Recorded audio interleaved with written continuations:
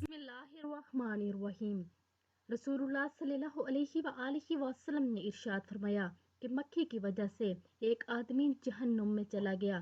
रसूलुल्लाह सल्लल्लाहु अलैहि वआलिहि वसल्लम ने फरमाया एक आदमी सिर्फ मक्खी की वजह से जन्नत में चला गया और दूसरा जहन्नुम में।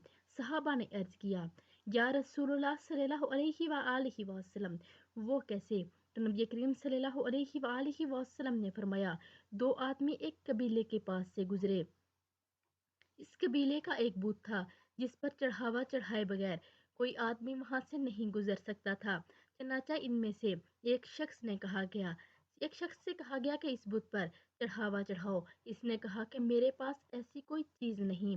कबीले के लोगों ने कहा, तुम्हें चढ़ावा जरूर चढ़ाना होगा, वह मक्खी ही पकड़ के लाओ।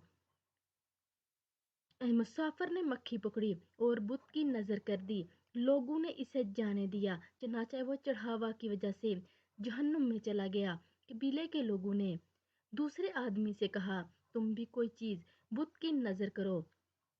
इसने कहा, मैं अल्लाह अज़्वजल के अलावा किसी दूसरे के नाम का चढ़ावा नहीं चढ़ाऊंगा। लोगों ने इसे कत्ल कर दिया और वह जन्नत में चला गया।